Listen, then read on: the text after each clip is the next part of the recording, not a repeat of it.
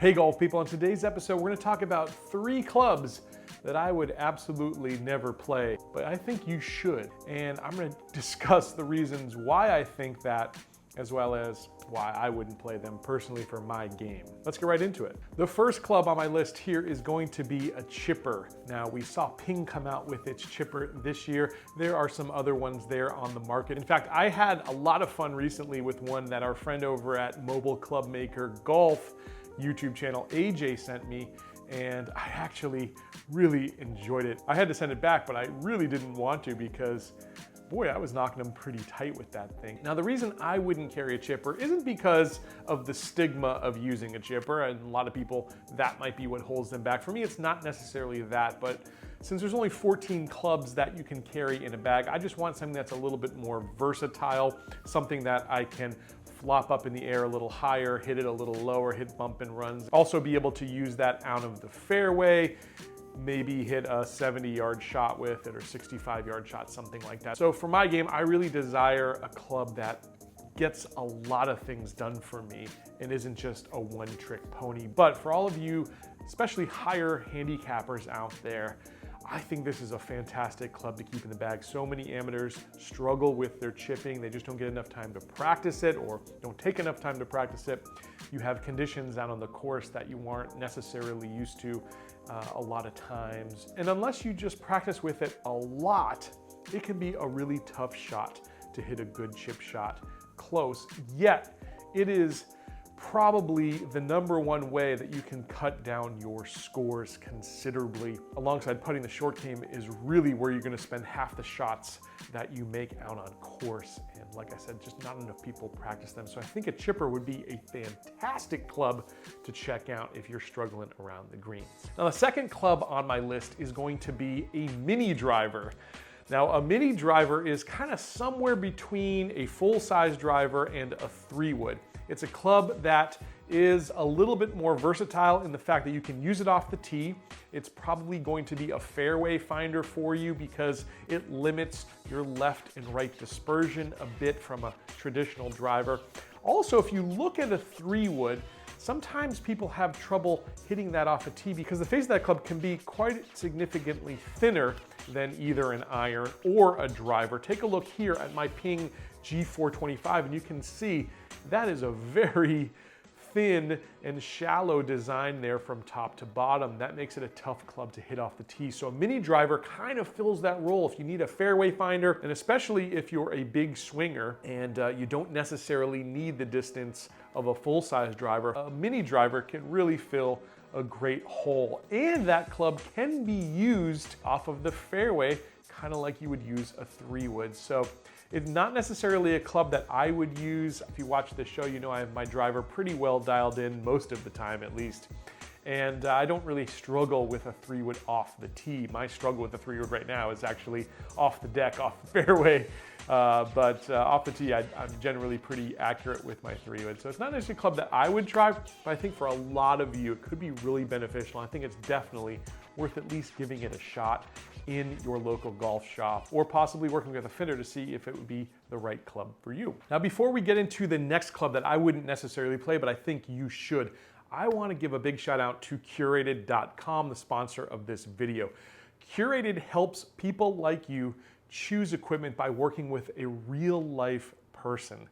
I've actually used Curated myself, unbeknownst to the expert I used, Jimmy, who literally walked me through the process, learned about my game by asking me questions alongside a questionnaire I filled out about my golf game. And he helped me customize and choose a set of irons that I've used on this show to test and really enjoyed using. The great process about Curated is you're not just speaking to a robot or an artificial intelligence, you're working with a real life human being who talks with you, asks you questions, and really tries to understand your game so they can recommend a great set of golf clubs that could work for you. Now, a couple other great things about Curated. #1, they will take trade-in clubs. If you've got some clubs that just aren't working for you, get a quote and you may be able to just trade them right in. And the other thing about Curated.com is if you are not completely satisfied with your purchase, you actually have 14 days to play with them, try them out, and if you're not 100% satisfied, you can send them back for a full refund,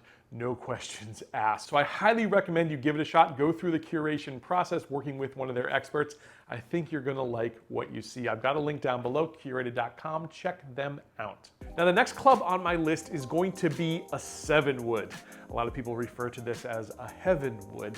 And the reason is it's a great club for a lot of amateur golfers. In my bag with the lofts that I play, I would prefer to have personally a 3 hybrid because I can hit that out of the rough, I can hit that out of the sand, I can get a lot more use out of that. But again, for you mid to high handicappers especially, I think this club could be a great solution. You can hit it like a 3 or 4 iron. It's generally about 21 degrees, so it gets up in the air nice and high and actually has great stopping power on the green, probably better even than some of those hybrids out there. And it's going to be a lot easier for you to hit as well. Most people carry like a driver 3-wood, 5-wood, something like that. But if you actually look at the stats, a 7-wood is actually going to often outperform a 3 hybrid for most people in terms of greens and regulations. When I saw that, I thought, boy, a lot of people could get a lot of use out of that club. Like I said, not necessarily for me,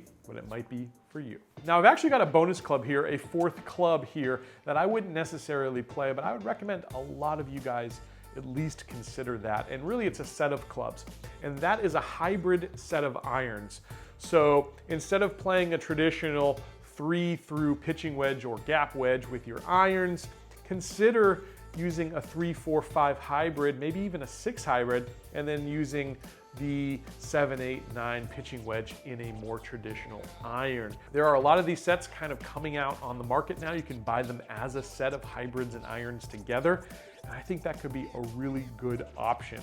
For me, again, I like a little bit more versatility, a little bit more shot shaping control. Irons allow me to escape situations because I can shape the ball. I can get under trees, over trees, around, wrap things around, that sort of thing. But again, for a lot of amateurs where consistency is the #1 thing that they should be striving for in order to lower those scores, I think a hybrid set of clubs could be a great solution. And taking that a step further, especially if you're getting up there in age, I see seniors playing a full set of hybrids, and honestly, it's not a bad way for a beginner to learn either. Possibly, starting out with a set of hybrids instead of irons, and then eventually working yourself to a set of irons. I think it could be a great start for beginners and a really good solution for you seniors who need to pick up distance as well. Now, one more club that I want to talk about is a club that I thought I would never play.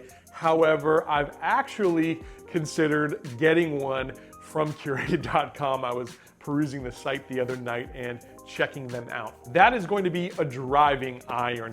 There are a couple I've been looking at, the Stealth line, both the UDI and the DHY, as well as Tour Edge Exotics brand. They also carry a driving iron that I'm kind of interested in. So I may be testing one of these out really soon here on the channel, but the only thing that's kind of holding me back, again, I really appreciate versatility in a club and usefulness, and I'm not so sure those things work out of the rough like I would like, but I'm willing to give it a shot. I never thought I would. When I looked at those things, I'm like, well, why wouldn't you just use a hybrid or even one of those 7-woods or something? But I'm kind of considering it now. So let me know if you've tried one of those. I'd love to know down below. Leave me a comment. Guys, I hope you enjoyed this video. If you want to look at one of those clubs I said I would never play in this video, but I actually really liked, check this one out. And I'll catch you back here very soon on another edition of Let's Play Through.